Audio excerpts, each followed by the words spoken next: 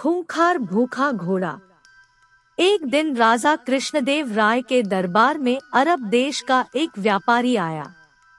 उसके पास एक से बढ़कर एक अरबी घोड़े थे। व्यापारी ने हट्ठे-कट्ठे और तंदुरुस्त अरबी घोड़ों की राजा कृष्णदेव राय के सामने इतनी तारीफ की कि उन्होंने फौरन उन घोड़ों को खरीदने का मन बना लिया।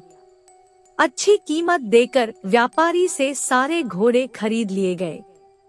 व्यापारी खुशी खुशी वापस चला गया। महाराज बहुत खुश थे, लेकिन जब घोड़ों को रखने की बात सामने आई तो समस्या खड़ी हो गई। सारे अस्तबल पहले से ही भरे हुए थे। उनमें नए घोड़ों को रखने का स्थान नहीं था। इस समस्या का निदान राजगुरु को आइडिया आया। राजगुरु ने महाराज को परामर्श दिया कि जब तक इस घोड़ों को रखने के लिए नया अस्तबल तैयार न हो जाए, क्यों न एक एक घोड़ा हम मंत्रियों, दरबारियों और प्रजा में बांट दे। वे उन घोड़ों की देखभाल करेंगे और उसके बदले हर महीने उन्हें एक स्वर्ण मुद्रा दी जाएगी। महाराज को राजगुरु की ये सलाह जंच गई और उन्होंने वे घोड़े अपने मंत्रियों और दरबारियों में बंटवा दिए। जो घोड़े बचे वे प्रजा में बांट दिए गई। महाराज का आदेश था, इसलिए सब लोग चुपचाप घोड़े लेकर अपने अपने घर चले गए। एक स्वर्ण मुद्रा में उन घोड़ों के चारे का प्रबंध करना और उनकी देखभाल करना बहुत कठिन था, लेकिन वे राजसी घोड़े थे, इसलिए उनकी देखभाल में कोई कोताही नहीं बरती जा सकती थी। सब अपना पेट काटकर घोड़ों की देखभाल करने लगे। एक घोड़ा तेनालीराम को भी मिला। उसने वह घोड़ा अपने घर ले जाकर एक छोटी सी अंधेरी कुटिया में बांध दिया। उस कुटिया में छोटी सी एक खिड़की बनी हुई थी। उस खिड़की से तेनालीराम रोज शाम थोड़ी सी सूखी घास घोड़े को खिलाया करता था। घोड़ा दिन भर भूखा रहता था, इसलिए जैसे ही शाम को खिड़की से सूखी घास देखता, लपक कर उसे खा जाता। दिन बीतते गए और वह दिन भी आया जब अरबी घोड़ों का अस्तबल बनकर तैयार हो गया। जिन मंत्रियों, दरबारियों और प्रजा के पास अरबी घोड़े थे, उन्होंने चैन की सांस ली। इतने दिनों में घोड़ों की देखभाल के कारण सबके घर का बजट बिगड़ गया था, कईयों पर कर्ज चढ़ गया था। खैर, वे घोड़े लेकर राजमहल पहुँचे। इधर तेनालीराम जब राजमहल पहुंचा तो उसका घोड़ा नदारद था।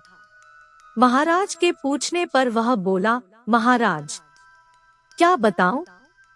वह घोड़ा बहुत ही ज्यादा खूंखार हो गया है, किसी पर भी हमला कर देता है। मुझमें तो इतना साहस नहीं कि उसके अस्तबल में घुस पाऊं, इसलिए मैं उसे नहीं ला पाया। महाराज कुछ कहते, इसके पहले राजगुरु बोल पड़े, महाराज तेनालीराम की बात पर विश्वास नहीं किया जा सकता। अवश्य घोड़ा सही सलामत नहीं है, इसलिए तेनालीराम बहाना कर रहा है। हमें वहां जाकर वास्तविकता का पता लगाना चाहिए। महाराज ने राजगुरु को कुछ सैनिकों के साथ तेनालीराम के घर जाकर घोड़े को लाने का आदेश दे दिया।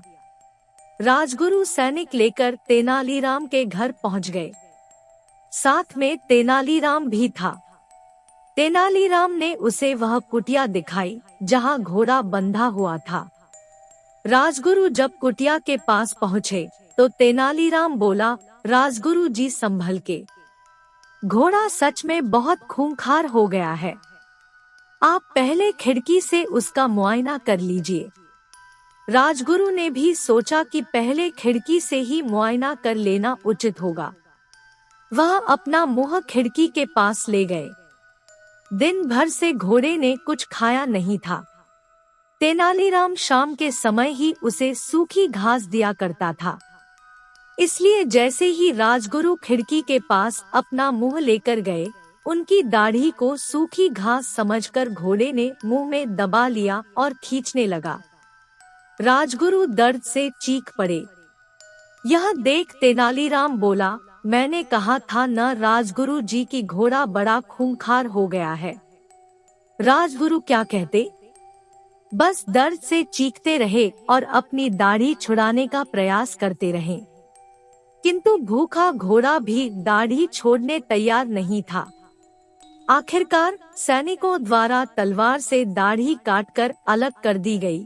तब राजगुरु की जान छूटी। उसके बाद राजगुरु ने सैनिकों को आदेश दिया कि वे घोड़े को पकड़कर राजमहल ले चले। घोड़े को राजमहल में महाराज के सामने ले जाया गया। राजा ने जब घोड़े को देखा तो आश्चर्यचकित रह गए। इतने महीने ढंग से कुछ खाने पीने को न दिए जाने के कारण उसका शरीर सूख गया था और वह एकदम मरियल दिख रहा था। अपने घोड़े की ये हालात देख महाराज बहुत क्रोधित हुए और तेनालीराम से बोले, ये क्या हालत कर दी तुमने घोड़े की? तेनालीराम बोला, महाराज, एक स्वर्ण मुद्रा में मैं इसे जितना दाना पानी दे सकता था उतना मैंने दिया। बाकी लोग आपके डर से अपना पेट काट काट कर घोड़े की देखभाल करते रहे। वह आगे कहता गया, महाराज, राज्य के राजा का धर्म प्रजा की देखभाल करना है, न कि उन पर अतिरिक्त बोझ डालना।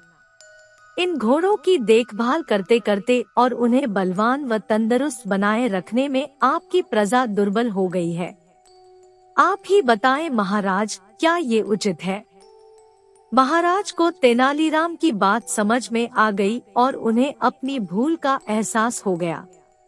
अपनी इस भूल के लिए उन्होंने सबसे क्षमा मांगी और उन्हें इन महीनों में हुए खर्चों की भरपाई भी दी।